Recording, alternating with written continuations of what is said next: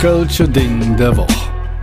Uli und Frank präsentieren euch der Podcast zur stärksten Stadt auf der Welt. Kompakt, subjektiv, völlig vor in die Nummer und natürlich für lau. Da sind wir wieder beim Köln-Ding der Woche. Der extrem gut aussehende Uli. Und der nicht minder gut aussehende Frank, seines Zeichens Mr. Zollstock 1972. Oh, da war ich 3 Jahre alt. Schon was her. Aber du siehst immer noch so gut aus. Das ist schön. Das ist schön, dass du das sagst. Um wen geht es denn heute? Heute geht es nicht um den Mr. Zollstock 1972, sondern um den unglaublichen Lesche Naas. Ja, seines Zeichens Andreas Leonhard Lersch. Ein kölsches Original, so ähnlich wie die vielleicht schon gehört haben sollten, Bolzelot. Das sind diese ganzen Kandidaten, die so in dem 18., 19. Jahrhundert in Köln bekannt, berühmt, zum Teil berüchtigt gewesen sind. Berüchtigt übrigens hier, Lesche Naas, die als kölsche Originale bekannt geworden sind und die heute noch verehrt werden. Bierdeckel und Karnevalsorden voller Kandidaten mit kölschen Originalen. Ja, ich fange mal mit dem unangenehmen Teil an. Auf der Aachener Straße, kurz vor dem Melaten, da konnten die Menschen teilweise nur mit einem Tuch vor der Nase am Haus vom Lesche Naas vorbeigehen. Was war denn da los? Wieso mussten die denn sich die Nase zuhalten? Also selbst auf dem Friedhof herrschte noch unvorstellbarer Gestank und die Quelle allen Übels war der Ofen von der Lesche Naas. Ist mir fast schon unangenehm, da zu erzählen. Und das ist wirklich, also, egal, ich sage es jetzt einfach. Dort kochte der berühmt-berüchtigte städtische Hundefänger zuvor eingefangen und getötete Hunde aus. Wieso macht man das? Wieso soll man einen Hund auskochen? Der produzierte Fett aus den ausgekochten Hunden. Das ist jetzt schon ein bisschen ekelig, ne? Ja, es ist sehr ekelig. Es war aber damals, sage ich mal, ein probates Mittel zur Schwindsucht, zumindest hat man das behauptet. Und der verkaufte das in seinem Laden mit dem hochtrabenden Namen Diätisches Mineralwarengeschäft und Kurheilanstalt. Also wir fassen nochmal zusammen. Der fängt Hunde ein, schmeißt die in den Topf, ich meine, macht sie vorher wahrscheinlich platt. Ja, wollen wir hoffen. Schmeißt die in den Pott, kocht die aus und verkauft dann dieses gewonnene Fett als diätetisches irgendwas Heilmittel. So, jetzt muss man wissen, das war jetzt 1800, schieß mich tot rum, ne? 1870 rum ungefähr, würde ich jetzt mal so grob schätzen, weil er ist 1840 geboren worden, ja, das kann gut hinkommen. Da hat man natürlich noch an viele Sachen geglaubt. Aber jetzt pass auf, ich habe gegoogelt. Wenn man eingibt, das ist kein Scheiß.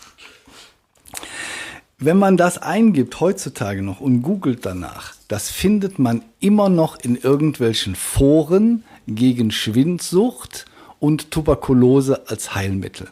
Hundefett. Heute noch. Kein Scheiß. Vor 2-3 Jahren ist in Polen eine Frau verhaftet worden, die das verkauft hat. Hundefett. Hundefett. Ist kein Scheiß. Das ist jetzt echt ekelig, ne? Ja. Das wird also immer noch, das ist quasi so, als wenn man sagt, Knoblauch hilft gegen Dracula oder wie auch immer, ja. Aber das ist heute noch so, ne? Hundefett. Hundefett. Hundefett. Genau, ne? Naja, aber gut. ich habe noch eine kleine Info am Rande und die ist nicht von schlechten Eltern. Was denkst du, wie viele Hunde gibt es derzeit in Köln? Was schätzt du? Millionen Einwohner, sagen wir mal, jeder 10. hat 100.000 Hunde. 40.000 Hunde haben wir. Oh. Im Schnitt ist der Kackhaufen eines Hundes 60 Gramm schwer. Das heißt, Hunde kacken ungefähr 2-mal am Tag. 80 Gramm. Nee, 60 mal Ach, 200, 60, also 120, ja? Circa alle angemeldeten Hunde kacken 5 Tonnen Pro Tag. pro Tag. Das heißt, das sind in der Woche 35 Tonnen. Das sind im Monat 120, 140 Tonnen. Das ist aber echt ekelig, oder? Ja. Und dafür nimmt die Stadt aber 4 Millionen Euro im Jahr an Hundesteuer ein. Aber ich meine, bei so viel Hundescheiße ist das irgendwie schon angemessen. Und die oder? ganzen Plastiktüten, Ja, das ist die hoffentlich, wo die Ja. Gut, lange Rede, kurzer Sinn. Wer war denn die Leschenas? Die Leschenas. Also von Gut Andreas Leonhard Lersch. Der ist tatsächlich am 8. Januar 1840 geboren worden und hat zunächst Metzger gelernt. Allerdings ist er dann auf die Bretter, die die Welt bedeuten, ist er gezogen und hat dann Karriere. Also er hat Theater gespielt, sagen wir mal so, weil er hatte nämlich ein unverwechselbares Kennzeichen. Ja, der Mann heißt nicht umsonst Nas, der hatte einen riesigen Riechkolben. Der war quasi der Cyrano de Bergerac aus Köln. Und damit hätte der ganz groß rauskommen können, weil er war ja unverwechselbar. Das macht halt so ein Original auch aus. Die müssen ja irgendwas haben, was andere nicht haben. Und aus ihm hätte vielleicht mit der riesen Zinken da im Kopf, hätte was Großes werden können, wenn dann nicht der Militär gekommen wäre. Ja, der ist dann in den Deutsch-Französischen Krieg gezogen, von 1870 bis 1871. Nicht ganz freiwillig, ist einberufen worden. worden. Ist einberufen worden.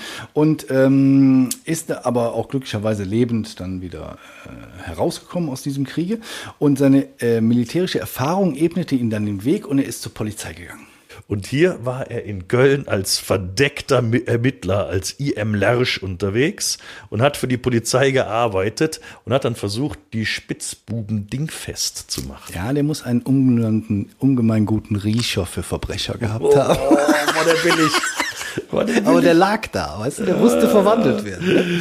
Naja, das kleine Problem war nur, die Leschenas als verdeckter Ermittler konnte sich verkleiden, wie er wollte. Jeder wusste direkt, da könnte die Leschenas, weil der hatte ja diesen riesen Zinken im Gesicht und den konnte er schlecht verkleiden. Ja, also er war jetzt manchmal in seinem ganzen Leben nicht der feinfühligste, also vom Metzger über Soldat, gut, nicht ganz freiwillig, dann war er Polizei. Und er ist dann irgendwann, aus dem Dienst quittiert worden, er hat den Dienst quittiert, will ich mal so sagen.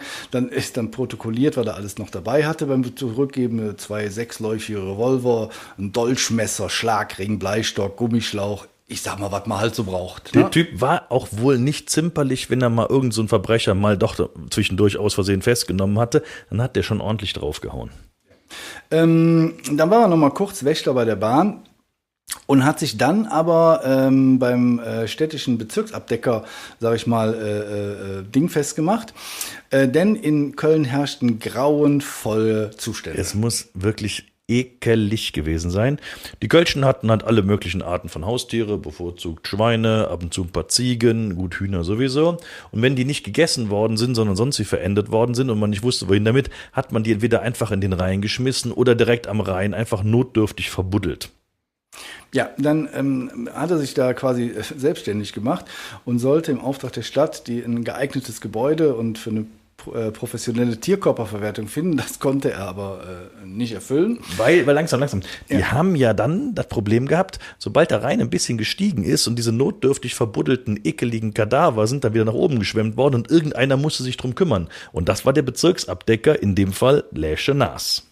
Genau, also dann hat er eine zweite Karriere bei der Stadt begonnen. Die war auch sehr erfolgreich. Er wurde dann Hundefänger.